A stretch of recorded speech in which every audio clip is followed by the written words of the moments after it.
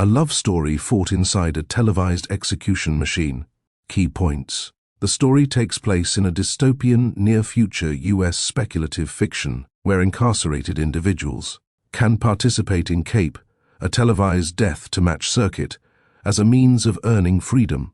The core tension is personal and structural. Two partners try to protect each other inside a game designed to turn them into content. The setting feels like a national sport crossed with a private prison economy. Arenas, broadcasts, community service appearances, and constant surveillance. Loretta Thurwar's desire is straightforward: make it to high freedom, while her obstacle is CAPE's ability to rewrite the rules whenever ratings demand it. Hamara Hurricane Stacks X Stacker is both Thurwar's anchor and her mirror. Love as survival. Tenderness inside a machine that rewards brutality. The pace is propulsive but panoramic. Fight scenes travel between hubs and rotating points of view that show how many people touch the system. The book suits readers who can handle extreme violence in service of a tightly engineered moral trap. It may not suit readers who want distance from gore or a narrow cast. What makes it different is how the plot keeps proving a single idea. Even your best strategy becomes someone else's entertainment product. The plot engine, spoiler-free, 2-star links on the same chain are close to the finish line.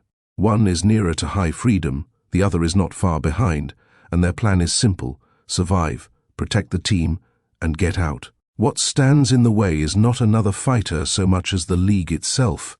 CAPE can alter matchups, incentives, and punishments, turning solidarity into a liability and love into leverage. Forward motion comes from countdown pressure, the nearing freeing date, public escalation, protests outside the arenas, and the constant threat that the next game will be engineered to break whatever the characters are trying to build. What this book is about: spoiler-free summary. CAPE sells itself as an alternative to long sentences. Fight to the death. On the battleground, survive long enough, and you can earn freedom. The public gets a new national obsession. The private prison industry gets a profit engine. The fighters become celebrities with cameras in their faces and weapons in their hands. Loretta Thurwar and Hamara Hurricane Stacks X Stacker sit at the center of that machine. They are partners in the arena and partners in private, and they are also the league's best product. Skill, charisma, and a relationship the audience can ship while pretending it's just sports. The early story tracks the practical reality of survival, training, gear, injuries, team discipline, and the constant management of fear. Every decision is tactical: who to trust, when to spend resources, when to risk mercy, when to harden. At the same time, the book keeps widening the lens. You see fans who binge the content at home. You see media people who package the violence into storylines. You see activists outside the gates, trying to interrupt the spectacle before it becomes normal forever. And you meet other links on the circuit whose storylines collide with Thurwar and Stacks in ways that feel inevitable, not accidental, because the league is built to manufacture collisions. The domino chain, what most summaries miss.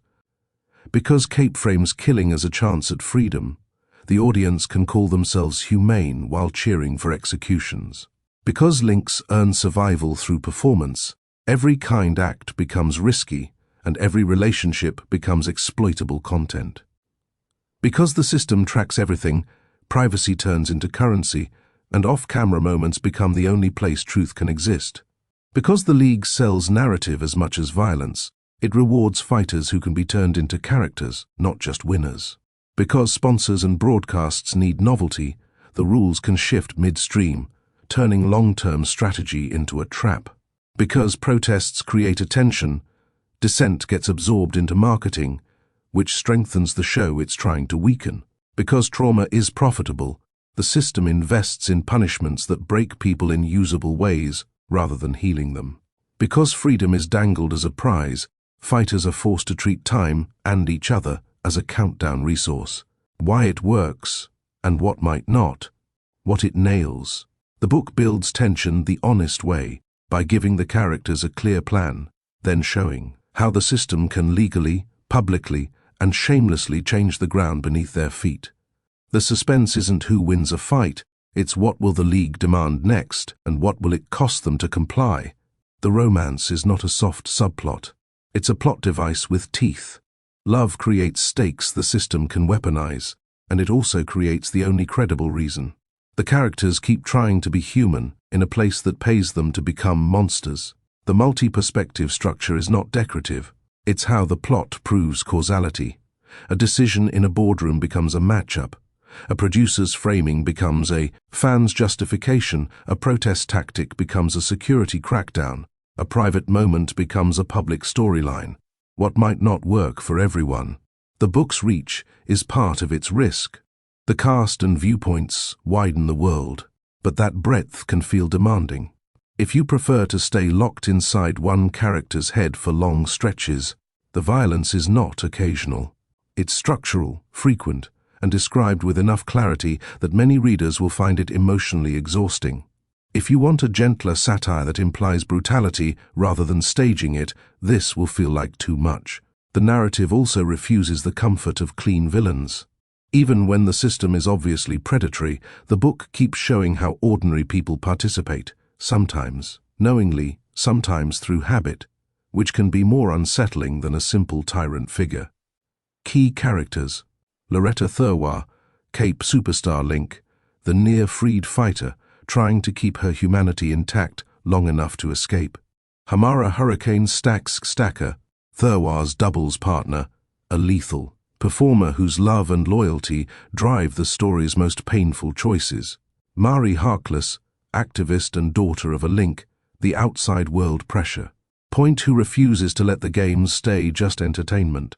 Sunset Harkless, Link on Thurwar's chain, a moral catalyst whose absence reshapes what the survivors owe each other. Randy Mack, Link on the Angola Hammond chain, a teammate whose fate forces hard decisions about solidarity and sacrifice.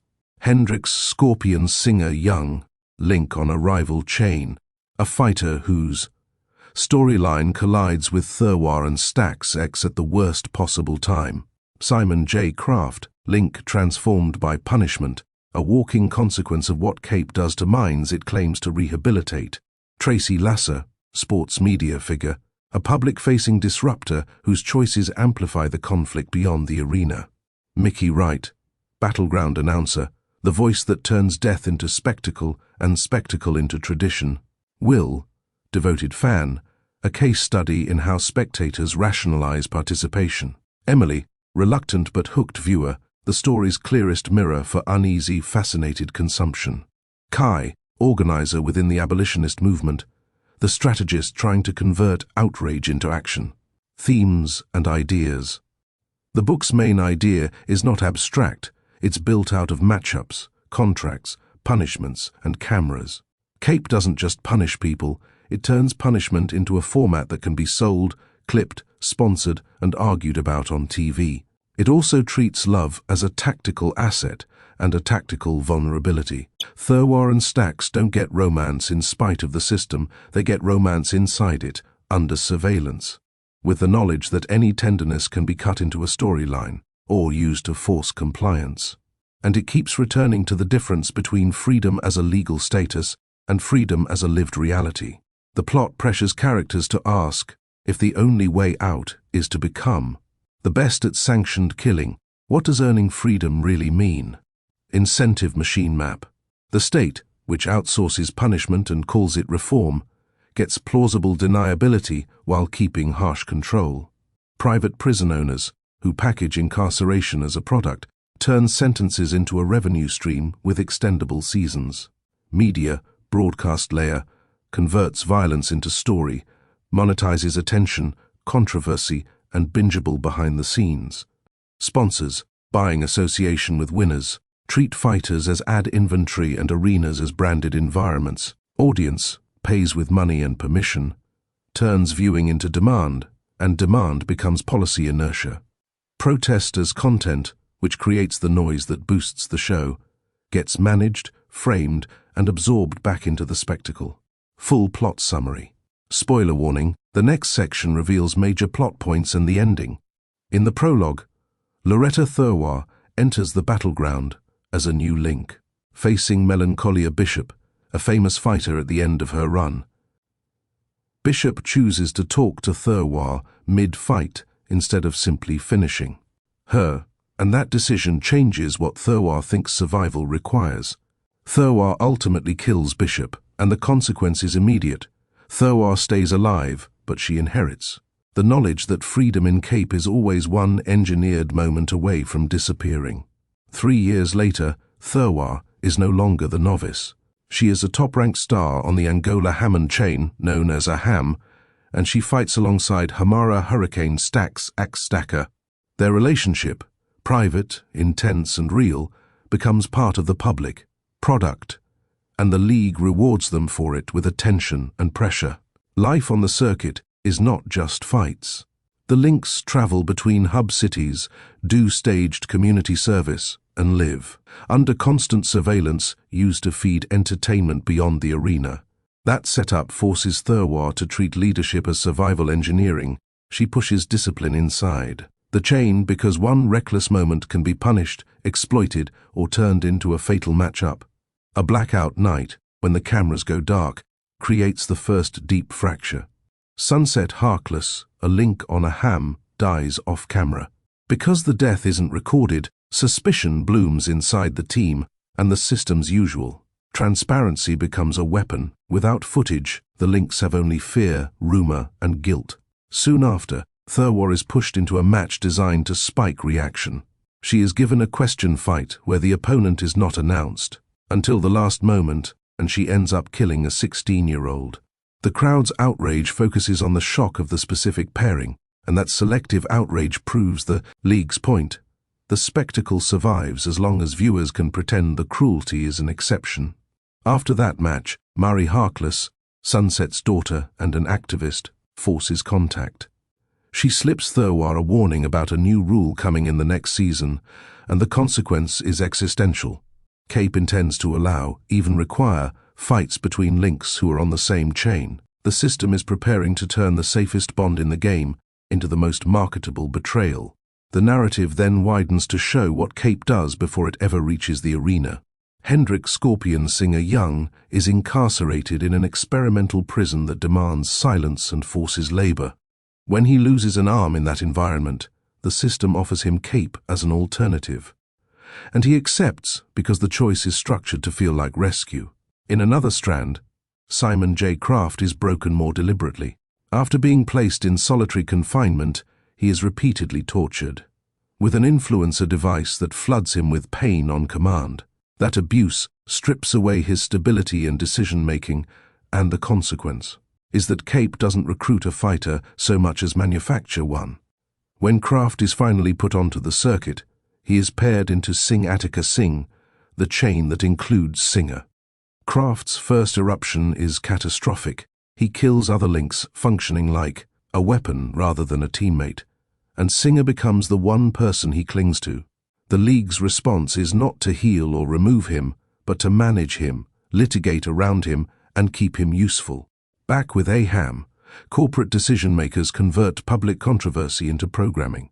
With protests growing and stars nearing freedom, the board votes through the new Season 33 rule that can force intra-chain combat. The consequence is simple and brutal. The league's survival depends on breaking exactly what the audience has been trained to love. Thurwar and Stax try to build a defensive version of solidarity. They impose a no-violence rule within their chain to reduce internal collapse, and that choice briefly stabilizes the team. But it also paints a target on them, because a functional, humane chain undermines the league's premise that violence is inevitable.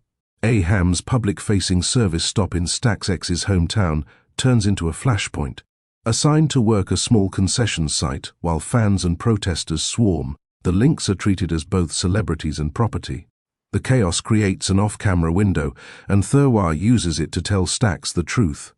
The rule change is real, and the league is moving them toward each other. Stax responds with the missing piece from the blackout. She admits that Sunset Harkless didn't die by random violence. He asked her to help him die after learning what Season 33 would do and fearing what freedom would mean with his past still inside him. Thurwar's decision is the relationship hinge. She forgives Stax and shifts their focus from blame to meaning. They begin planning under the only logic Cape allows. If they can't stop the system from demanding blood, they will decide what that blood buys. They agree that whoever survives the coming endgame will try to use the platform of high freedom to join the resistance outside and push toward ending Cape. Randy Mack's expected death tightens the clock. The chain prepares him for a fight they believe he cannot win, and when he dies, the loss lands beyond the arena. Mari witnesses enough to commit to direct action, and the protest movement escalates, from presence at the gates to disruption inside the show's sacred space. The doubles match becomes the funnel point where all storylines collide.